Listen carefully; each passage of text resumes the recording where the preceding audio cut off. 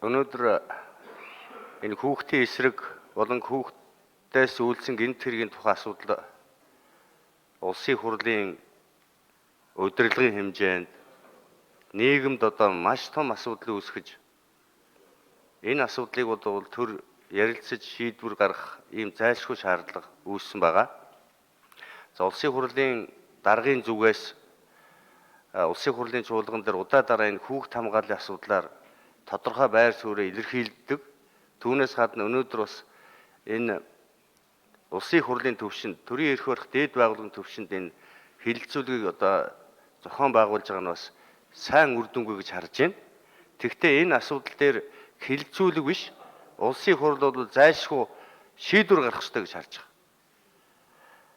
Өнөөдөр сүүлийн одоо 3 жилийн хугацааны энэ статистик судалгаагаар Монгол улсын хэмжээнд одоо нийт 6007 гэмт хэрэг одоо насан туршийн хүмүүс эсрэг үйлдэгдсэн байгаа.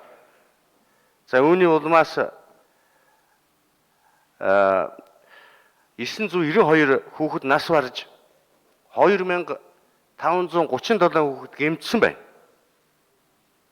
За энэ хүүхдийн 1547 буюу 25.5% нь энэ бэлгийн одоо хүчирхийллийн эсрэг гэмт хэрэгт өртсөн.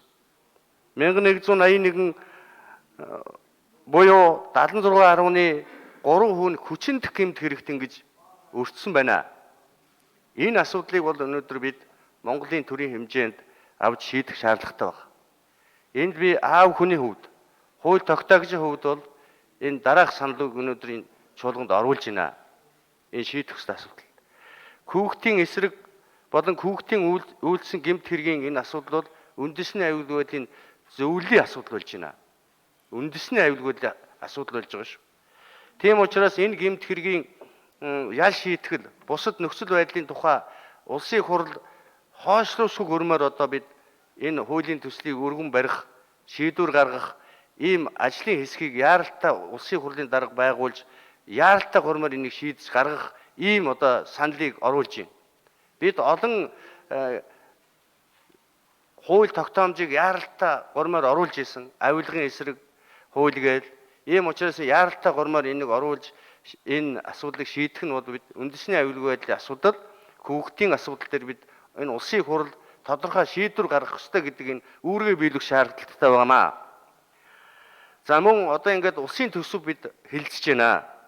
Энэ улсын төсөв дээр бас энэ хүүхдийн эсрэг гэмт хэрэгтэд тэмцэх энэ төсөв хөргөний асуудал бол ямар ч одоо байдлаар тодорхой харагдахгүй байна. Тийм учраас одоо энэ хүүхдийн гэмт хэрэгтэд тэмцэх, хүүхэд хамгааллын асуудалтай бол энэ засгийн газар чиглэл өгж тосгохоо нэгж байгуулж энэ дээр бол одоо тодорхой шийдвэрийг улсын хурлаас гаргах юм зайлшгүй шаардлагатай байна гэж үзэж байна. За цахим гэмт хэрэг, цахим орчинд өнөөдөр хүүхдийн хүмүүжил ёс зүйн асуудал, гэмт хэргийн асуудал бол энд бол зайлшгүй одоо шийдэх ёстой асуудал байгаа. Сургуулийн орчинд энэ ухаалаг гар утсыг яах юм, цахим техник хэрэгслийг яах юм гэдэг энэ асуудлыг хуулиар зайлшгүй шийдэх асуудал байгаа учраас мөн энэ асуудлыг бол хойшлуулсгүй гормоор орж шийдвэрлүүлэх юм одоо саналыг бид улсын хурлын гишүүний хувьд би оруулж байна. Энэ асуудлыг зайлшгүй яарвчилсан, хурдвчилсан гормоор оруулж шийдэж бид өнөөдөр Монголын ирээдүй болсон хүүхдийнхээ асуудлыг хамгаалах, тэдний эрхийг хамгаалах, гэмт хэрэгт өртгөхөөс хамгаалахс гадна гэмт хэрэг үйлдсэн одоо энэ хүүхдүүдийн асуудлыг яах вэ? Олон хүүхэд гэмт хэрэг үйлдэж байна. Энэ асуудал сургуулийн орчинд байна. Гэр бүлийн орчинд байна.